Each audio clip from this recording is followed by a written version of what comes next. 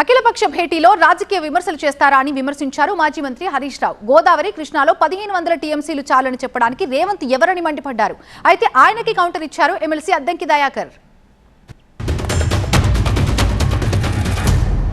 మొత్తం విషయాన్ని పక్కదోబట్టిస్తూ మా ఎంపీ రవిచంద్ర గారు నిన్న బాగా ఆర్గ్యూ చేసినారు.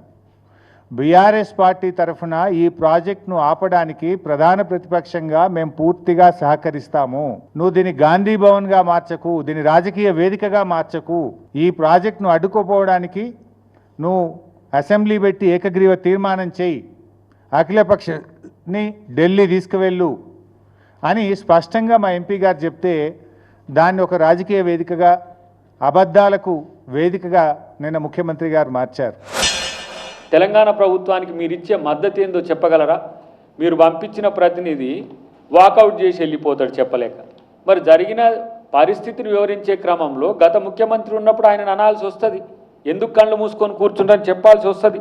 అట్లాంటప్పుడు మరి ఎందుకు మీరు సమాధానం చెప్పలేని స్థితికి వచ్చిండ్రు? నేను అంటున్నా, ఇప్పటికైనా ఇంత పెద్ద రాద్ధాంతం జరుగుతున్నది, ఇంత పెద్ద చర్చ జరుగుతున్నది, ఎందుకు కేసీఆర్ మాట్లాడలేకపోతున్నాడు? ప్లీజ్ అండర్స్టాండ్, అంటే చాలా ఇంపార్టెంట్ ఇష్యూ. నేను రేవంత్ రెడ్డి గారు మాట్లాడుతూ ఏమంటాడు, గోదావరిలో ఒక 1000 టీఎంసీలు ఇచ్చేయింది, కృష్ణాలో ఒక 500 టీఎంసీలు మాకు ఇచ్చి నువ్వు ఎంతనే తీసుకుపో, ఎన్నైనా కట్టుకో, ఏమన్నా చేసుకో అంటాడు.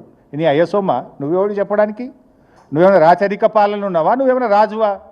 This is democracy, this is the state of Telangana, there is a constitution. Who are you tell like that?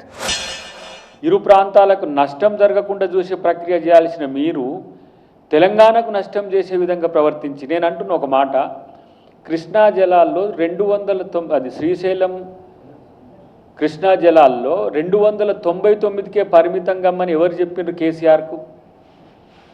తెలియనితనమా, లేకపోతే ఏమి ఉదారంగా ఏది నేను రాజును కాబట్టి ఒప్పేసుకుంటా అని చెప్పినట్టు చెప్పిండా?